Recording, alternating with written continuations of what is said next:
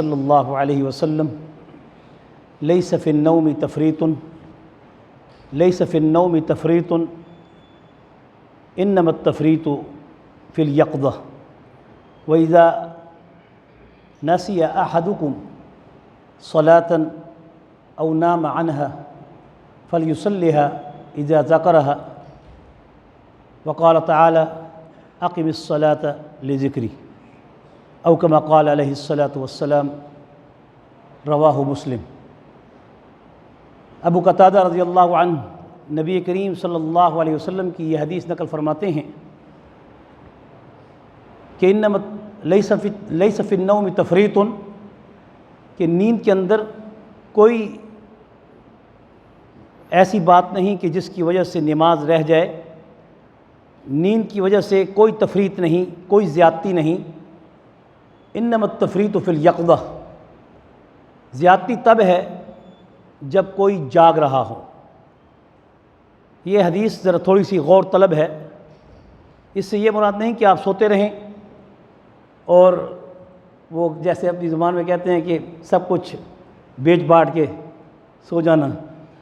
ایسی حالت میں پھر وہ نماز چلی جائے تو پھر تو پوچھ گچھ ہے۔ یہ ایسی صورت میں جب انسان تھکا ہوا ہے، سفر سے آیا ہے، تکلیف ہے یا کوئی پریشانی ہے کہ وہ سو گیا، یا پھر وہ ایسے کام میں مصروف تھا، ایمرجنسی کام تھا، گھر کا ایسا کام تھا، کوئی تکلیف تھی، کوئی مریض تھا کہ جس کی وجہ سے نماز اس کو بھول گئی،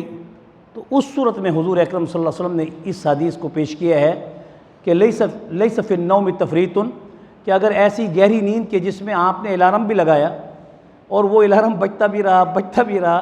لیکن نیند کا ایسا غلبہ تھا کہ وہ آپ اس کو کلک کر کے بند کر دیتے تھے اور پھر سو گئے، تو حضور اکرم صلی اللہ علیہ وسلم نے فرمایا کہ ایسی حالت میں اگر اس کی نماز چلی گئی ہے تو فَإِذَا نَسِيَ أَحَدُكُمْ صَلَاةً، اگر وہ نماز کو بھول گیا ہے کسی ایسے کام کی وجہ سے، یا او نام عنہا، یا وہ سو گیا ایسی لمبی نیند گہری میں کہ وہ اٹھ نہ سکا، تو فَلْيُصَلِّهَا إِذَا ذَكَرَهَا، پس اب وہ جب بھی اس کو یاد آئے یا وہ بیدار ہو، اسے چاہیے کہ وہ نماز ادا کر لے۔ اس کو انشاءاللہ اللہ کے فضل و کرم سے قضا کا گناہ نہیں ہوگا، اس کی وہ نماز ادا ہی ہو جائے گی، بشرطے کہ جان بوجھ کے اس نے نماز کو نہ چھوڑا ہو، کیونکہ اللہ تعالیٰ نے قرآن مجید میں ارشاد فرمایا ہے اقم الصلاۃ لذکری، کہ میرے ذکر کے لیے، میری یاد کے لیے